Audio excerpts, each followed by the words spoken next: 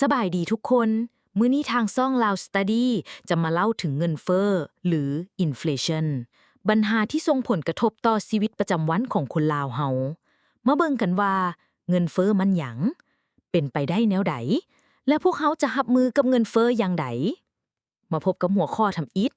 เงินเฟ้อแม่นหยังเงินเฟ้อแม่นภาวะที่ราคาสินค้าและบริการทั่วไปเพิ่มขึ้นอย่างต่อเนื่องเฮ็ดให้เงินที่พวกเขาถืออยู่มีค่าน้อยลงเช่นก่อนนี้พวกเขาสามารถใช้เงิน20,000กีบเพื่อซื้อข้าวจานหนึ่งแต่ตอนนี้ราคาอาจจะเพิ่มขึ้นเป็น30,000กีบนี่หมายความว่าเงินของพวกเขาเสื่อมมูลค่าลงนั่นเองสาเหตุที่เฮ็ดให้เงินเฟ้อขึ้นในประเทศลาวเฮาเกิดจากการพิมพ์เงินหลายเกินความจำเป็นรัฐบาลหรือธนาคารกลางอาจจะพิมพ์เงินออกหลายเกินเพื่อสนองการใช้จ่ายแต่สิ่งนี้ก็เฮ็ดให้ค่าของเงินลดลงความต้องการสินค้าเพิ่มขึ้นและสินค้าบ่เพียงพอราคาจะสูงขึ้นเช่นการขาดแคลนน้ำมันระยะผ่านมาเฮ็ดให้ราคาน้ำมันในหลางท้องถิ่นกระโดดสูงขึ้นตามความต้องการของผู้สวมใช้ปัจจัยข้อนี้จะกระทบมาแบบต่อเนื่องมาจากช่วงพยาธิโควิด -19 และการเกิดสงครามในสภาวะปัจจุบันของโลกประเทศลาวยังมีการผลิตสินค้าภายในประเทศยังบ่เพียงพอ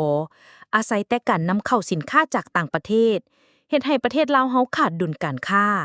หรือจะเว้าให้เข้าใจง่ายๆว่าลาวเฮามีแต่ต้องการเงินตราเพื่อเอาไปซื้อสินค้าแล้วเฮ็ดให้ความต้องการเงินกีบน้อยลงค่าเงินกีบก็อ่อนลงไปตามรัฐบาลได้ลงทุนในโครงสร้างพื้นฐานหลายอย่างเช่นสร้างทางด่วนรถไฟความไวสูงและโครงสร้างพื้นฐานอื่นๆที่ได้กู้ยืมจากต่างประเทศเฮ็ดให้หนี้สาธารณะเพิ่มขึ้นสูงดังนั้นจึงต้องการเงินตราเพื่อไปสำระอีกข้อสำคัญประชาชนพ่อค้าแม่ค้านักธุรกิจยังใช้เงินตราภายในประเทศอย่างปกติที่ต่างจากประเทศพัฒนาแล้วรัฐบาลจะเข้มงวดในการใช้เงินสกุลประเทศตัวเองภายในประเทศเท่านั้นบวกกับค่านิยมของคนลาวมักนิยมสมใช้สินค้าผลิตภัณฑ์แต่ของต่างประเทศเฮ็ดให้ผู้ผลิตภายในกังวลในการลงทุนและอาจจะบ่เชื่อมั่นต่อผู้บริโภคภายในประเทศผลของเงินเฟ้อกระทบใส่การดำรงชีวิตของคนลาวราคาสินค้าและค่าบริการเช่นอาหารการกินน้ำมันไฟฟ้า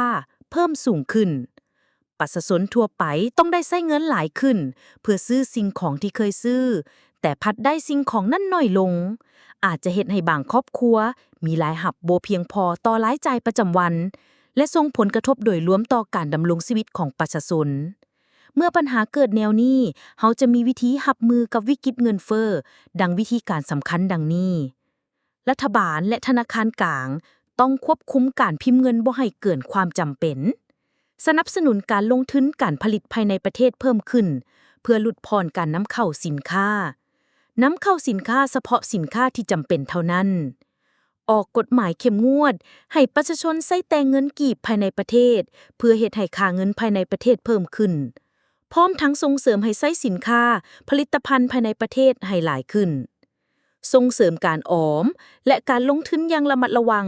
เพื่อปกป้องค่าของเงินภายในประเทศวิกฤตเงินเฟ้อเป็นเรื่องที่เฮาทุกคนต้องเข้าใจและเกี่ยมตัวเพื่อรับมือกับมันเพราะมันส่งผลกระทบต่อเศรษฐกิจและชีวิตประจำวันของเฮาการรับรู้เข้าใจ